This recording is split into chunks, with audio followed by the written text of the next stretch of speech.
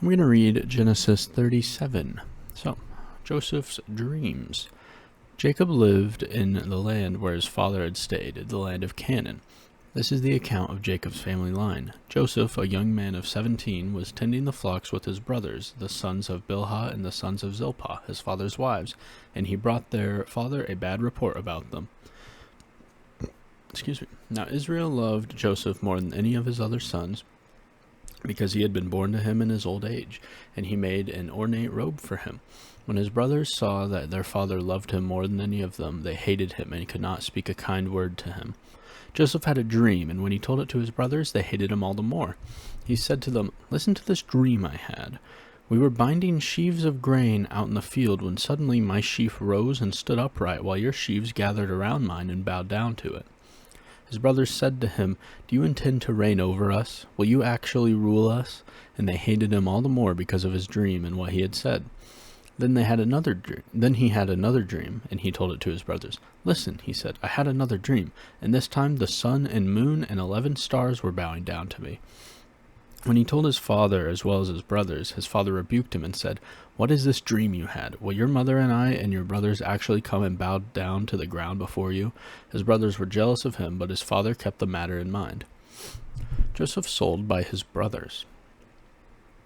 Now his brothers had gone to graze their father's flocks near Shechem, and Israel said to Joseph, "As you know, your brothers are grazing the flocks near Shechem.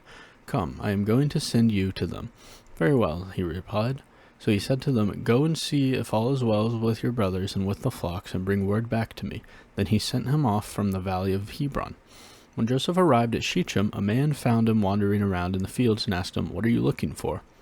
He replied, "I'm looking for my brothers. Can you tell me where they are grazing their flocks?"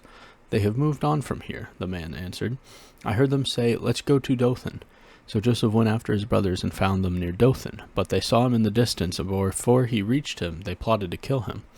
"Here comes that dreamer," they said to each other. "Come now, let's kill him and throw him into one of these cisterns and say that a ferocious animal devoured him.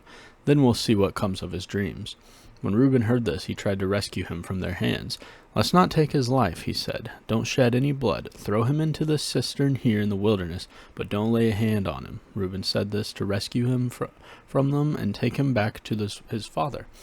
So when Joseph came to his brothers, they stripped him of his robe, the ornate robe he was wearing, and they took him and threw him into the cistern. The cistern was empty. There was no water in it. As they sat down to eat their meal, they looked up and saw a caravan of Ishmaelites coming from Gilead. Their camels were loaded with spices, balm, and myrrh, and they were on their way to take them down to Egypt. Judah said to his brothers, "What will we gain if we kill our brother and cover up his blood? Come, let's sell him to the Ishmaelites and not lay our hands on him. After all, he is our brother, our own flesh and blood." His brothers agreed. So when the Midianite merchants came by, his brothers pulled Joseph up out of the cistern and sold him for 20 shekels of silver to the Ishmaelites, who took him to Egypt. When Reuben returned to the cistern and saw that Joseph was not there, he tore his clothes. He went back to his brothers and said, "The boy isn't there. Where can I turn to now?" Then they got Joseph's robe, slaughtered a goat, and dipped the robe in the blood. They took the ornate robe back to their father and said, "We found this. Examine it to see whether it is your son's robe." He recognized it and said, "It is my son's robe. Some ferocious animal has devoured him. Joseph has surely been torn to pieces." Then Jacob tore his clothes, put on a sackcloth, and mourned for his son many days. All his sons and daughters came to comfort him, but he refused to be comforted. "No," he said, "I will continue to mourn until I join my son in the grave." So his father wept for him. Meanwhile, the Midianites sold Joseph to Egypt to Potiphar, one of Pharaoh's officials, the captain of the guard. So that was Genesis 37.